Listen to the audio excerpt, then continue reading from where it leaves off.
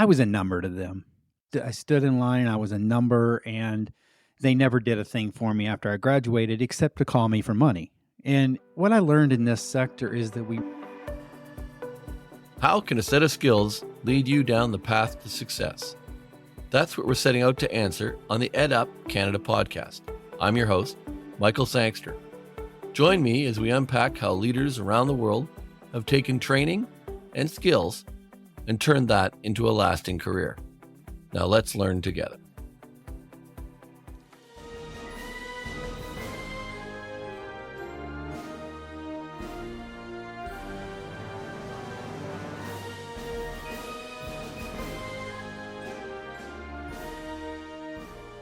Welcome back to the EdUp Canada podcast. I'm your host, Michael Sangster, and today I'm joined by Joe Leonhardt, a 25-year veteran of higher education, largely in the enrollment management systems. But Joe, welcome.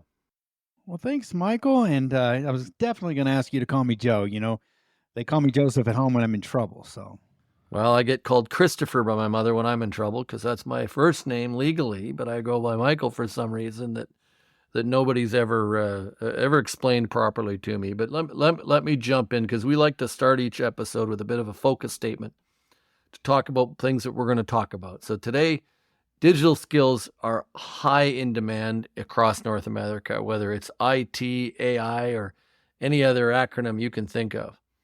One set of skills is how to communicate to the public about your mission, your message, your mandate. Enter Joe. We'll go with Joe. In the episode today, Joe is going to unpack the real and practical digital marketing skills that he uses every day, but also just his own lessons learned. And I hope we get a chance to talk a little bit about what he's doing on his podcast around leadership and mentoring. So, Joe, are you good with us heading down that path today? Let's do it. Love to talk about all that stuff. So let's jump right into the career education sector. We say the career college sector in Canada. You're obviously where are you living today, Joe? I'm in outside Denver, Colorado in the States. Can't go wrong there. Bit of snow. You may have more than us right now. We got none up here. We had 12 inches on Saturday.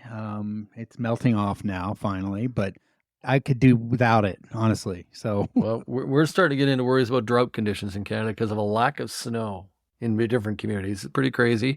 And living in the nation's capital, where we take pride in skating on the Rideau Canal, it's closed again this year, and we're pretty disappointed because that's a great day out in the sunshine in the winter here. We embrace it. So let's dive right in, though. You have got a passion. You caught me. I think we met in Vegas the first time at the CQ conference. I think that may have been when we met, or it may have been at a different event. No, DC. I think we were in DC. We did a tour of the Capitol together and hung out a little bit. And I met you. We went to I guess kind of a wine and dine kind of thing at a law firm one night, and that's where we connected. We were with CQ, we're our partner in the U.S. That's right. But I was struck that day. You've got a passion for this sector. You're not just working in it. You believe in the career education sector. Why don't you give us a little bit of background on that? Yeah, and the funny thing is that I wasn't a student that came out of the sector. However, my passion comes from my family that comes out of the sector. And I don't think I've ever told you this, but my dad was a tradesman and was a tool and die maker, a machinist, and my wife ended up going to a career school here in Colorado. She's been a drafter for 30 years and served her very well, I'd say. And somehow, nearly 30 years ago, I ended up working at a career school in admissions. And my job was to go out to high schools and talk to students about opportunities in the trades.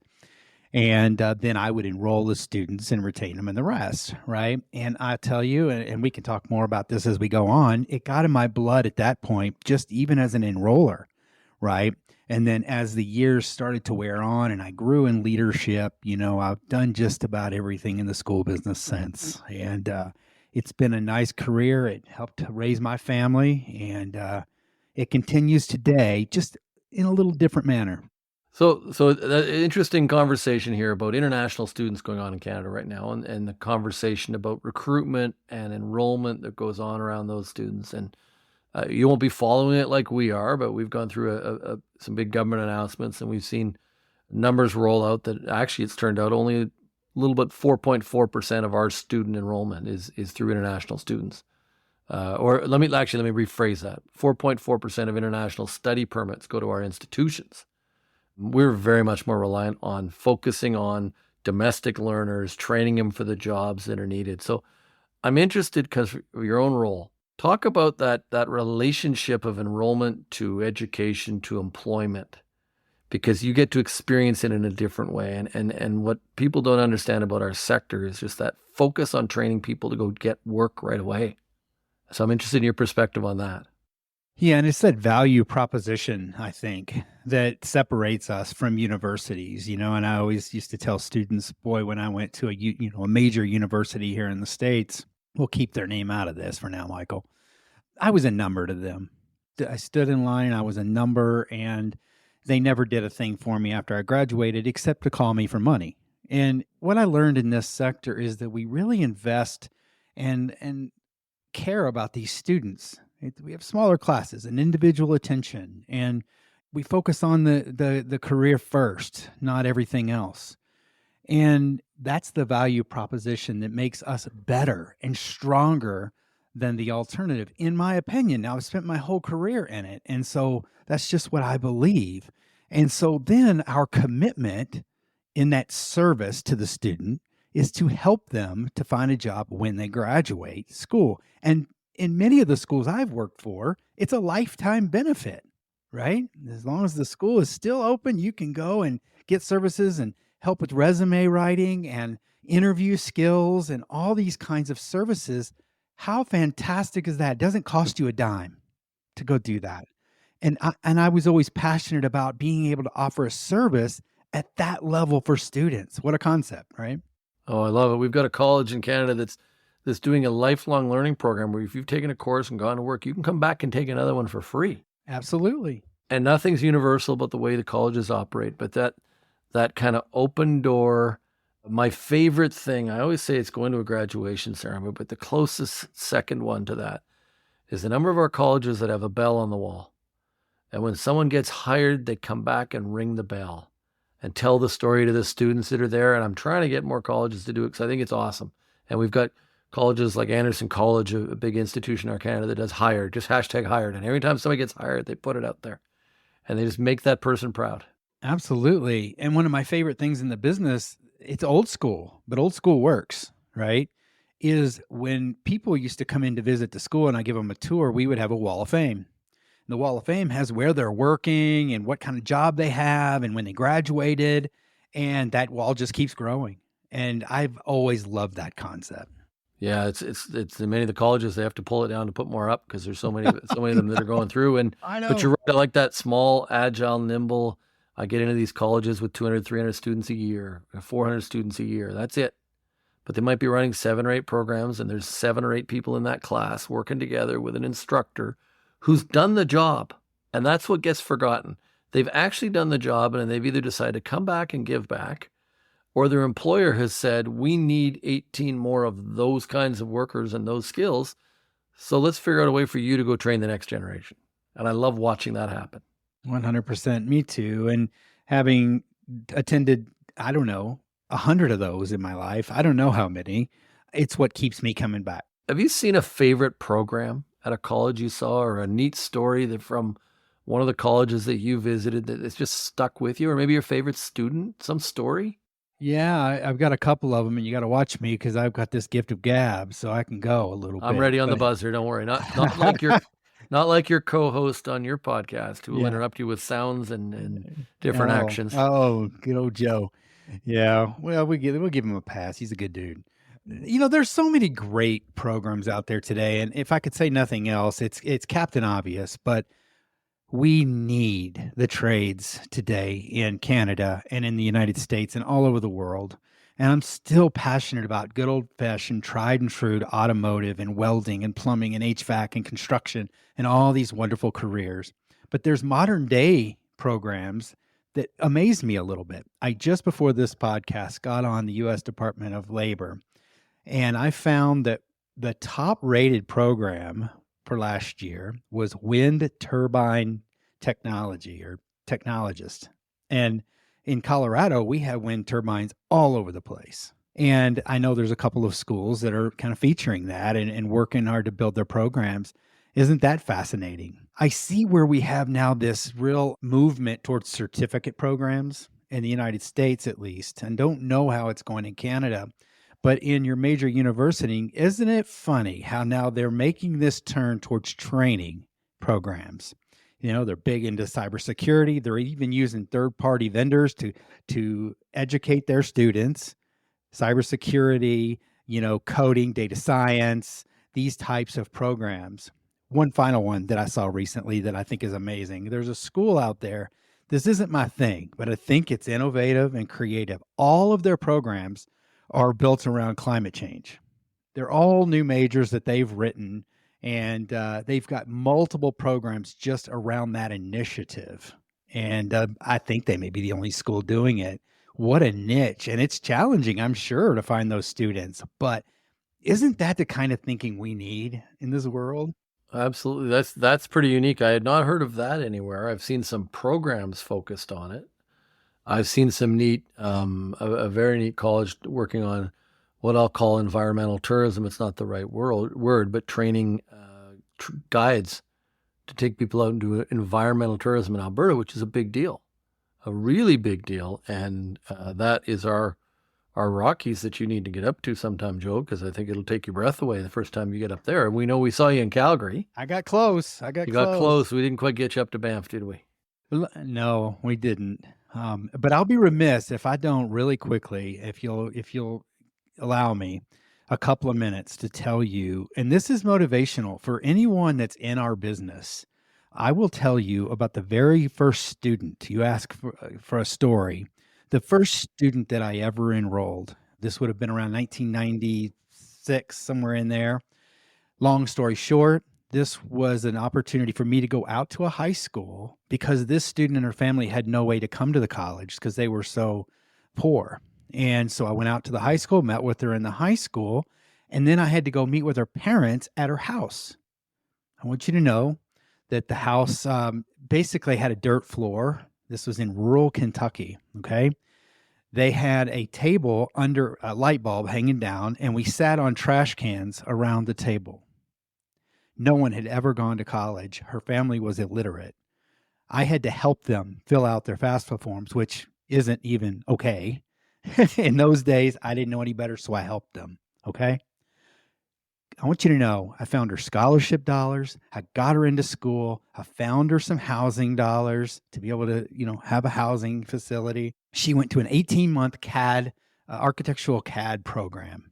She graduated. I was blessed enough to walk across the stage with Audra and her parents, and we helped her through Career Services find a job in Lexington, Kentucky, making at that time about $17 an hour, which was great money. No one in her family had ever sniffed $17 an hour. This was the poorest county in the state of Kentucky. That was my first experience enrolling a student. Are you kidding me? You've never beat it, have you, since? No. No, how can you? That right there is the reason I spent 25 years enrolling students or managing enrollment teams, because we really impact lives when it's done correctly. It's powerful, Michael. And people talk about the business of enrollment. They talk about the recruiters that do work for international students for Canada specifically. And we have a different relationship with our colleges and the way we do things. But those conversations happen. But what you're talking about is what really happens on a day-to-day basis that people don't understand and don't touch. And you watch a family change with one career, one job, and all of a sudden that family changed. Did they end up in a better house because of it? Probably. Did the path change for that young lady? Absolutely. And I said earlier, my favorite thing is going to graduation ceremonies. I'll show up to anyone that I'm invited to. And I've told the story before on this podcast about being at the Computech College one in Toronto. And I turned to Morale and said, Morale, I got a question for you about what there's such a huge crowd. Do you not limit? I've got a couple of kids graduating from university this year, and we're limited to how many people per student. And he said, why would we limit it? This is likely the first graduation in that family from post-secondary education. Limit it. We want to celebrate it. We want to yell it from the rooftops about what it was. And there was at that one, I think, about 500 people who were graduating, but I estimated there was about 5,000 people there by the time we were done. And it was absolutely electric in the room. And it was incredible to watch what was going on. And I might be high on the number that were there in the room, but it was about 500 graduates, I believe, that rolled through, and it was an absolutely incredible. And I spoke for 5 minutes, and that's my rule: never speak more than 5 minutes, because nobody came to hear you speak. And I usually try and do it in 2 minutes, but they were hanging on every word. They were so proud to be in that room, and that's what gets lost, and that's why the passion. So thank you for making sure you told that story. Yeah, I've just always felt like you can sell anything in this world. I could sell vacuum cleaners, I guess. But these are people's lives, their stories, their families, their legacy, all of that. If done correctly, there's nothing better. Now, when done poorly, there's probably nothing worse. Absolutely. Absolutely. And that's what we always have to work on. And but you've seen that experience, and you know that you enroll people towards a program that fits them, not just a program to get them into college, right? You got to find a path for them. So let's go back to yourself personally, your own life. We ask everybody on the podcast a skill they either have now or wish they have now, but usually it's something you've got now that you wish you'd had sooner in life, that's made you successful personally. Yeah, I don't know that I'm going to give you anything brilliant here. I'm a pretty simple guy, and I've always thought, man, God, I don't know that you set me up with a lot of great gifts and skills here. But I'll tell you that early on, I got into leadership when I was about 18 years old. And like you, I had some experience and background with the restaurant business. And I learned a ton in the restaurant business. It taught me a baseline for my leadership for the rest of my life, if you want to know the truth. But one of the things I never did well enough early on was to communicate effectively. And I learned as years wore on to over communicate and not to shy away from that. I had a boss one time tell me, you just keep over communicating. If you get on my nerves, I'll let you know. And I think for young leaders out there, I always talk about that, is to over communicate with your staff, be transparent, over communicate with your supervisors, with your leadership, and you can't go wrong. When you under communicate and you try to keep everything in and close to the vest, now you're a siloed individual, and that doesn't work out so well for leaders. That's a neat perspective. I've talked about that in an organization I worked in. We had something called fair process. And really it was, to me, I think everybody took a little bit different from it, but it was about gathering everybody together and gathering all the information together and letting everybody be a part of the decision-making process. But at some point, the boss has to make a decision. And it's not the collective, but the point to the process was every time you do it, even if you don't agree with the outcome or the decision taken, you're more likely to invest in activating, because you understand all the different parts of the decision-making process and why that might be a legitimate path too. So instead of shutting down, you might embrace it and give it a shot and learn, okay, that worked. And then the reverse of it, though, is if you've got other paths you can take if it fails, you're already ready to go down the other direction and try something different because you've had a fair process. And that, to me, is the same thing. It's about communicating. And we're trying to leave people who are headed into colleges or instructing in colleges, being around them, some life lessons like that are just as important as what you read in the book. I'll transition that back to a question for you, because that's what our colleges do so well. They train those soft skills, those things you need to do to be successful. And you don't necessarily learn it in the classroom. You learn it around the kitchen table, the coffee table in a small college, right? So tell me about your first failure or your biggest failure and maybe what you learned from it, what you did to overcome it and deal with it. Boy, oh boy, my biggest failure. I was telling this story the other day, I think on a podcast of mine, and it's a story about a leader that's pretty passionate as a young man and doesn't even realize how naive he is as a leader. And so I was running restaurants and retail early on while I was getting my education and before I even got in the school business. And I thought I was pretty good, Michael. And I climbed the ladder everywhere I went. And I always did pretty well with my performance as a team and myself. Well, what I found was in the retail world, they have this thing called inventory shrinkage, right? So it means somebody is stealing from you. Well, typically we think that's the public, right? And so you've got all these procedures and things that you can do to try to solve that problem. Well, I had the highest volume store in the region, but I had the highest shrink in the region.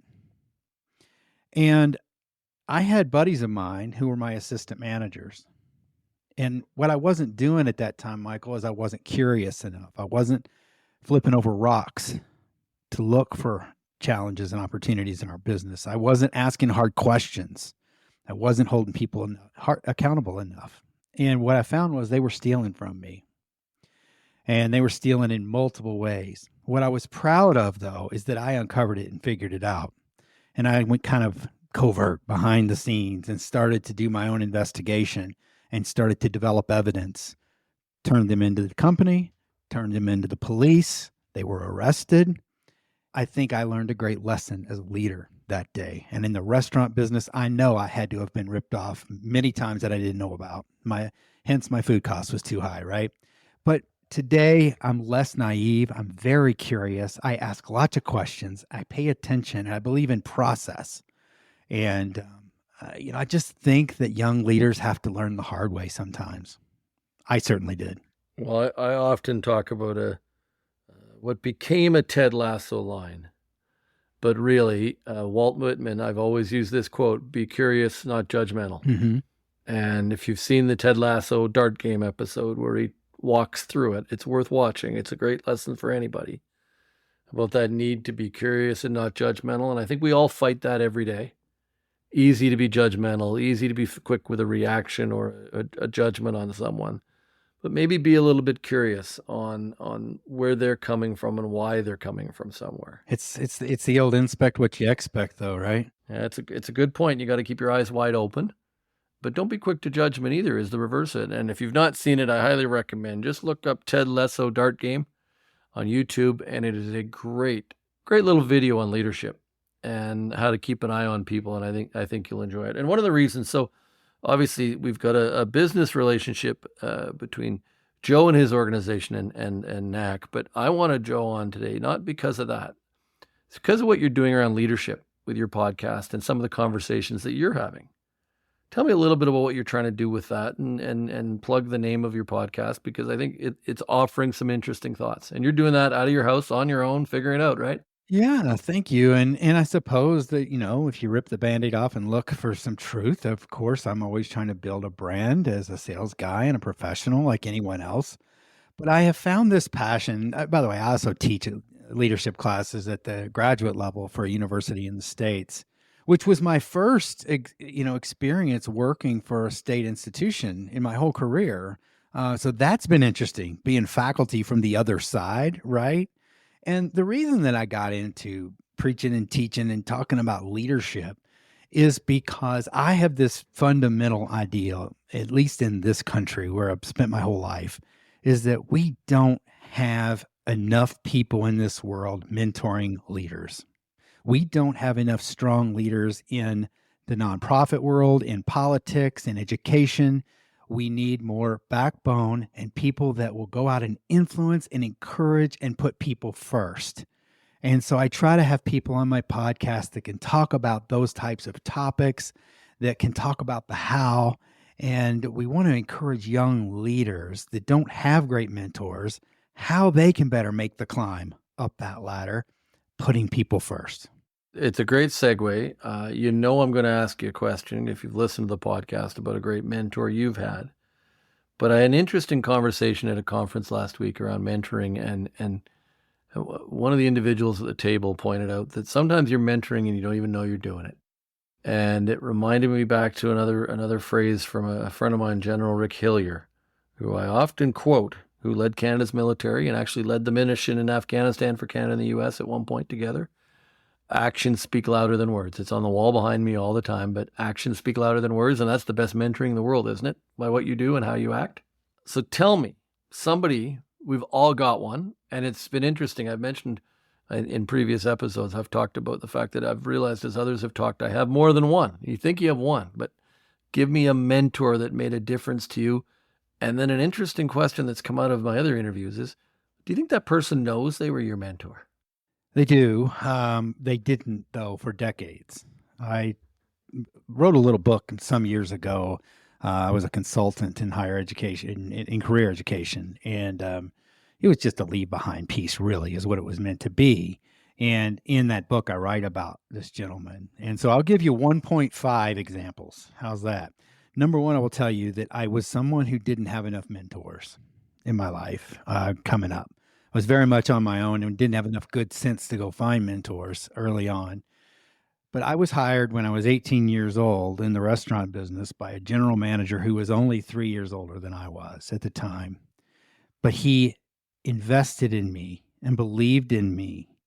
And he took the time to actively listen to what was going on in my life. But what I really learned from John was John learned how to thank his people. He never went a day without thanking us. He always showed appreciation to his employees and his customers. And I watched him. They say your people are watching you. I was always watching him, and how he carried himself. And this is my point 5. John Maxwell, the famous leadership author. One of my favorite books of all time is 21 Laws of Leadership. Now, I read it 20 years ago, I guess.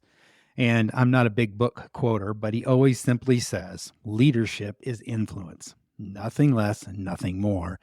That's to your point, Michael. We're always influencing people through our leadership. And I learned through my first boss, John, through his influence as a young man, how to act as a leader. And if you got nothing else right, put your people first, because we stand on their shoulders. I can't think of a better way to finish it. When we started, I was having a quick conversation with Joe before we went on. And we're trying to keep these episodes to about 25 minutes, but really be punchy about a couple of topics. But put your people first is a great lesson there. As I said earlier, it's really about helping instructors and college owners, but really it's about the students, giving them a little pearl, a little piece of wisdom from a bunch of different people that they can turn around and put into something. So finish us strong, Joe. Is there anything else you want to say to our audience today about your own career path, the career college sector, a topic of interest to you? Let me just say, I think I took away from today from you that passion for the professional admissions process and what it meant to that student and what it probably meant to thousands of other students during your career who found a new pathway. And I wish more understood that about our sector. So do you have a last thought you want to share? Yeah, a couple of quick things, and I would be remiss if I didn't at least give my employer a little bit of a plug here. They also sponsor NAC. So, Advanced 360 Education is really doing some great work with some great career colleges across the world right now, as well as higher education institutions. In terms of leadership, man, I'm about mentoring young leaders and developing stronger leaders for this world. We need them. We seem to be losing our way. People are afraid to make a decision, Michael. And I want to continue to make it for the rest of my life a mission of mine to mentor and encourage and influence the young leaders of this world. So thanks for having me on, though, man. Oh, great, Joe. Looking forward to seeing you again. I guess I'll probably see you in Indianapolis. You're going to be in Indianapolis for the big CQ NAC event?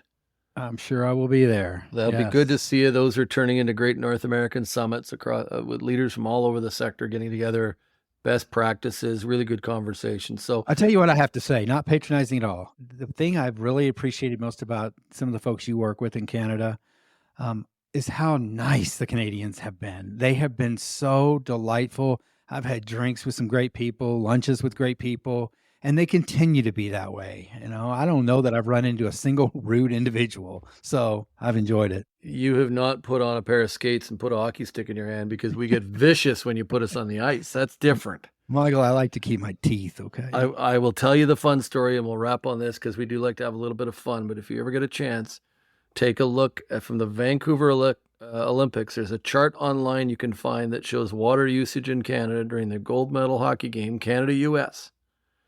And there are definitive spikes in water usage across our entire nation between periods. And then between the third period and overtime, and then right after the Sidney Crosby goal.